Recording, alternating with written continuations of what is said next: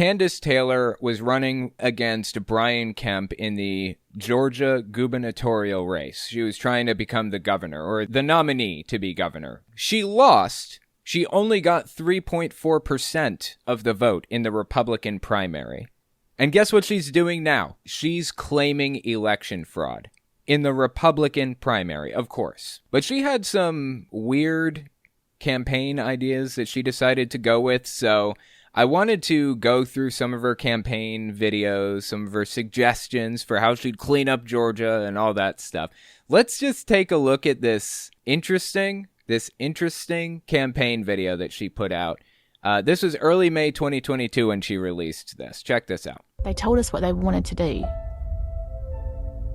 Some might even say they had to get our permission. When she says they had to get our permission, I think what she means is they had to get the consent of the governed. She's kind of alluding to the idea that the governed should withdraw their consent to be governed anymore. It's a libertarian, far-right extremist idea. To at least tell us ahead of time, even if we didn't believe them. Okay, it's looking pretty ominous and weird currently. Notice what she's doing. This is propaganda, by the way. It's a political ad, but it is propaganda in the truest sense. Everything that you see in this, every scene that you see, is intended to give you a very specific idea, a very specific view of who she is and what she wants. Showing her hand on the steering wheel with a wedding ring implies that she's in favor of one man, one woman type of marriage. You know, it's like I said, it's propaganda, and it was very specifically set up in specific ways to propagandize to you.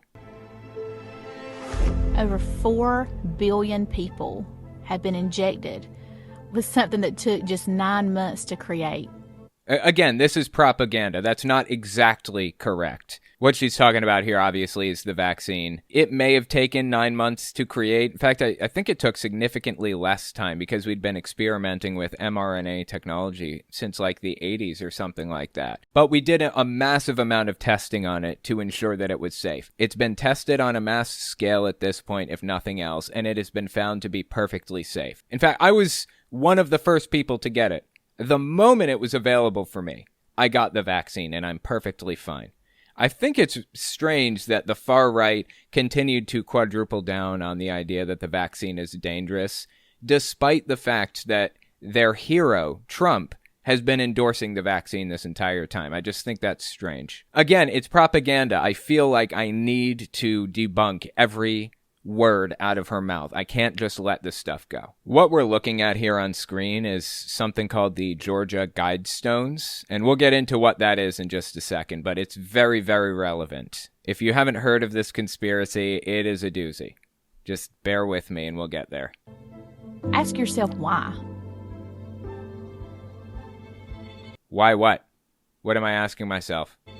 Back in biblical times, human sacrifice was a form of demonic worship.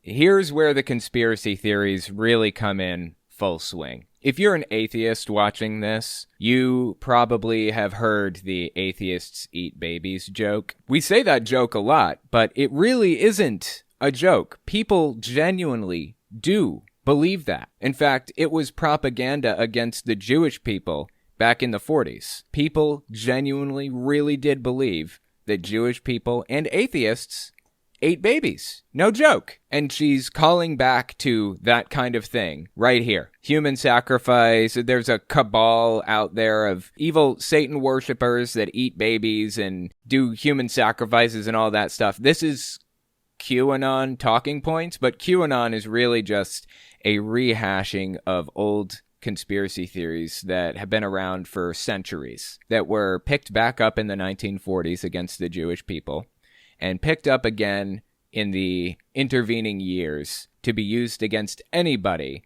that far-right conservatives have hated. It's been like this for centuries. Back in biblical times, human sacrifice was a form of demonic worship. We're still doing it in present day by killing our unborn. It's the same demons. Again, propaganda. Underlying what she's saying here is the implication that people get in the first place as a form of satanic worship. This is part of our religious service or our religious practices, is to get... It gets even weirder. Just keep listening. Same demons, it's the same sacrifice, it's the same demons. She believes there are demons roving about right now, possessing people and forcing them to do these satanic rituals or whatever, to sacrifice their friends and family to Satan. Demons, it's the same sacrifice, it's the same sin, it's just a different time. This is a long shot in and of itself, running for governor against an incumbent. Why are you doing this? If we don't call things out and we don't acknowledge them and we don't take authority and take dominion over what God's given us, then we are no better than the evil ones that put it up. So she is a Christian nationalist, and she wants to take control of the state in the name of Jesus. If this was 1,000 years ago, she would be a crusader. She has the crusader mindset. She wants to take over by force if necessary. That's where her head is at. Luckily, like I said, she lost the election. She isn't going to be the governor. She only got 3.5% of the vote or something like that. But again, it doesn't end there. The story doesn't end there. Keep watching. We've watched as people have destroyed our history and monuments. Monuments are not our history. Those monuments that they're pulling down, I don't know what those are. They're probably slave owners, I'm guessing. And I'm absolutely 100% in favor of pulling those down. They serve absolutely no purpose but to intimidate and spread hate. That's it. If you feel like those monuments shouldn't be destroyed, fine. Put them in a museum. They don't belong on a street corner where people have to walk by them and see them every day. History and monuments, and in their place, they have erected statues to their own gods. What statues? What statues have atheists, I assume she's talking about, or Satan worshipers? What statues have we erected that represent our own gods? We don't have any gods by definition, right? I guess Satan is supposed to be the Satan worshipper's god. Go on. The New World Order. Wait, what did the text says, now the whole world had one language and a common speech. So this is like an intro to right before the Tower of Babel was destroyed. Don't get me started on the Tower of Babel. We'll be here all day. The New World Order is here. Another conspiracy theory, the New World Order. The New World Order is here. And they told us it was coming. Who told you it was coming, Candace? Who said this? I didn't see anything about the New World Order in the Bible. What are you talking about? It's just a never-ending stream of nonsense with this person. It's a battle far greater than what we see in the natural. It is a war between good and evil. Executive Order number 10 flashes on screen. Demolish the Georgia Guidestones. Demolish the Georgia Guidestones. She obviously is a deep, deep conspiracy theorist to the bottom of her black little heart. If you're not watching, I'll describe what we're looking at if you're in the audio audience. This is Candace Taylor's campaign bus. This is her standing in front of, like, the RV, the campaign RV. It says, Jesus Guns Babies on the side. No joke. Jesus Guns Babies. I'm the one you've been waiting for. Candace Taylor for governor. This is a quick and easy way to boil her propagandistic talking points down into 3 things, isn't it? It is so ridiculous on so many levels. It's impossible to take seriously.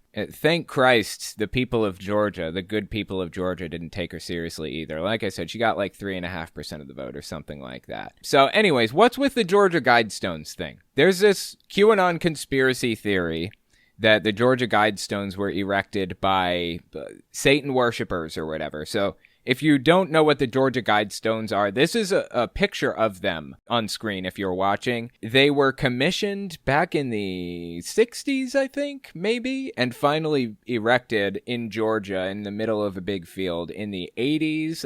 I could have that wrong, but it was back in the late 1900s anyways. They basically have general political ideas on them. It's supposed to help humanity find their way back to building a civilized society in the event of some catastrophic thing happens and society collapses or whatever. We come across these Guidestones. I think it can act as a compass and a calendar also, because of the way it's built, the way that it's sitting, where the sun shines through it and everything else. It can be used as a compass and a calendar. Here are the 10 inscriptions on the Georgia Guidestones. Maintain humanity under 500 million people in perpetual balance with nature. That's a generally good idea. The Earth can only handle 2 billion people before we're sucking up more resources than the Earth can replenish, basically. It can only handle 2 billion. So maintaining at 500 million is probably a good idea. Not saying we need to, get rid of the ones that are here already or something like that. Just saying if society collapses and they find the Georgia Guidestones and they're trying to rebuild society, that's a decent suggestion. Maintain it at no more than 500 million. Number 2, guide reproduction wisely, improving fitness and diversity. That's a weird political idea. I'm not really a fan of that. Sounds like eugenics to me. Unite humanity with a living new language. So basically have one language rather than a bunch. Directly contradicting the Bible. The Bible says God specifically, intentionally split people into different language groups because they built the Tower of Babel. So it's basically automatically disregarding anything to do with the Bible. And that's probably part of the reason why so many conspiracies are built around it. Number 4, rule passion, faith, tradition, and all things with tempered reason. I can agree with that one for sure. Protect people and nations with fair laws and just courts. Seems obvious. Let all nations rule internally, resolving external disputes in a world court. Again, obvious. Great idea. Avoid petty laws and useless officials. Absolutely, I agree. Love it. Balance personal rights with social duties. 100%. Prize truth, beauty, love, seeking harmony with the infinite. I don't know what that means, but okay, I guess if you want. Be not a cancer on earth. Leave room for nature. Leave room for nature. Okay, great, I guess. Sure, I agree. It sounds like something that some weird political and philosophical ideas that some dude had and thought they were deep, and so decided to, and had way more money than he had any right to have. So he decided to have these weird stones built. I really don't care. If he wanted to have those built, great. I guess some of them are pretty decent ideas. Some of them are questionable. Whatever. Who cares, right? Candace Taylor cares. And QAnon cares. There are so many conspiracy theories about the Georgia Guidestones, it's ridiculous. Again, we don't actually know who commissioned them, but we know who built them. They have the blueprints and everything. They sent the blueprints to, an office and paid them, and these people, carved it out of marble or something, and they put it in, 10 different languages or something like that, just in case the person who comes across these stones, in the event of complete societal collapse doesn't speak English. They'll be able to read it in their language too. So I wanted to just take a quick glance at this article on the Daily Beast about the Georgia Guidestones conspiracy. The title is Georgia Governor Candidate Builds, gubernatorial is the word, and I get very upset when people don't use it because I absolutely love that word. Georgia gubernatorial candidate builds campaign on demolition of satanic tablets, quote unquote. Satanic tablets, of course, being the Georgia Guidestones. This was written by Will Sommer on May 13th, 2022. Georgia's Republican primary for governor has revolved around Donald Trump's attempts to oust Governor Brian Kemp over Kemp's refusal to break election laws in the aftermath of the 2020 election. Like I said, Brian Kemp won the Republican primary for governor in Georgia, so this is a moot point now. But the fact that she's running in the first place, the fact that she had the kind of sway that she needed to get a high quality or high production quality campaign ad like this and air it on TV like she did, that's reason enough to talk about this woman, in my opinion. Anyway, let's keep reading. Last week, third place candidate Candace Taylor tried to inject an issue of her own into the race, introducing a plan to blow up 4 giant granite tablets. Oh, it's granite, not marble. My mistake. 4 giant granite tablets in northeast Georgia she sees as symbols of Satan worship. On May 2nd, Taylor unveiled a draft executive order related to the Georgia Guidestones, a set of enormous rocks in the city of Elberton, Taylor's proposed order is simple. Demolish the Georgia Guidestones. The New World Order is here, and they told us it was coming, Taylor said in a video, showing her standing defiantly in front of the tablets she describes as symbols of human sacrifice. This is a battle. To most people not steeped in the online lore that surrounds them, the Guidestones might appear to only be a tourist trap a 2-hour drive northeast from Atlanta.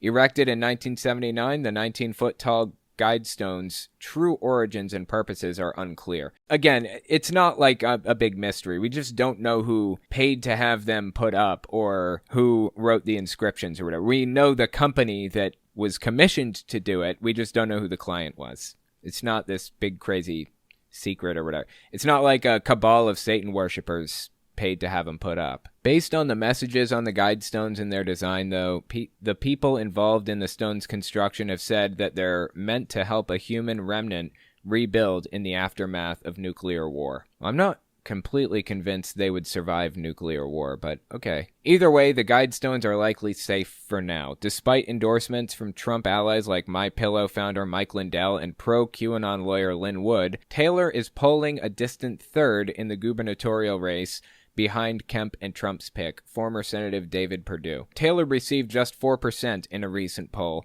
and that's what she got ultimately. She only got 3.5% of the vote. But her proposed executive order highlights the far-right's increasing hostility to the Guidestones, which have taken an outsized importance among conservative conspiracy theorists as a symbol of a nefarious plot to kill off 95% of the world's population. Yeah, this is a QAnon conspiracy theory. The idea that this whole depopulation thing, it's a QAnon conspiracy. And the fact that it's on Guidestones here makes them believe it even harder. It's absolutely ridiculous. So she releases this video after the election ended. Early June 2022 is when this comes out. Listen to this one. This is her address of the nation after she got 3.5% of the vote in the primary. We're not even talking between a Democrat and a Republican right now. We're just talking two Republicans trying to get the nomination to run against a Democrat in November. She didn't even get to that point. She got 3.5% of the Republican vote in the Republican primary. Listen to her response to that news. I wanted y'all to know that I do not concede. I do not. And if the people who did this and cheated are watching. Again, she's going down the same exact path as Trump. She saw it work for Donald Trump. She saw these people get radicalized on his behalf, and she thought she could weaponize them against her opponent once again. Absolutely disgusting. This is how you destroy democracy, by the way. That's what she's trying to do. She's trying to weaponize democracy against itself. She knows she didn't win. She had no chance of winning the election, of winning the nomination. She had no chance. Her poll numbers were 4%, and she got 3.5% in the end. She knows she didn't win. If the people who did this and cheated are watching, I do not concede. And the people of Georgia will not allow me to. I want you to feel inside of your gut a righteous anger for justice. I feel a righteous disgust at the fact that she is trying to weaponize democracy against itself. She's doing everything she can to destroy it, to tear it down. I want you to pray specifically, I want you to pray for dark to be brought to light, for justice for the state of Georgia. Here's my question. She's addressing, I don't know how many people, maybe 100,000 people saw this, right? 100,000 of her voters specifically saw this. So we'll say 100,000 far-right wingnuts decide to pray for her. That's a lot, isn't it? That's a lot of prayer. It seems to me, with all these people praying, God would get the hint and do it if that was the right thing to do. If you don't take the nomination now, it means God doesn't want you to be part of the government. Is that a fair assumption? You are asking people to pray for you. That means God has heard it, and he knows you want to be in there. Let his will be done. If you don't win the governorship, or if you don't win the nomination, that means God didn't want it. She's not going to accept that as an answer, because she's more obsessed with holding power than anything. And anyone who has helped contribute to this crime, to this travesty, anyone who's contributed to this, I want you to pray that they feel so guilty they come forward. God can do anything he wants to. So we pray for guilt. That's absolutely grotesque. The fact that she is weaponizing people's religious fears and their belief, their misguided belief that Trump actually won the 2020 election. She's weaponizing that stuff against democracy. Like I said, she only got 3.5%. I don't think she's doing that much damage just because she doesn't have that much sway in the first place. But she's not doing zero. She's certainly doing some. There are certainly some voters out there who heard her say this, who are that much more pissed off at the fact that she lost. That much less willing to believe in our election system because of what she just said. So here's my question. Does she actually believe that there was fraud in her case, or is she just trying to weaponize it against democracy? Let me know in the comments. The Guidestones were commissioned by a white supremacist. See John Oliver's Rocks. Interesting. Have not heard that. Some good ideas, some bad ideas. Generally, just conspiracy theories abound. I wonder if they would believe that the Georgia Guidestones were as bad as they believe they are, if they knew they were from a white supremacist. That'd be interesting, right? Suddenly they flip and they're like, well, this guy isn't so bad. Maybe I'm kind of seeing his point here.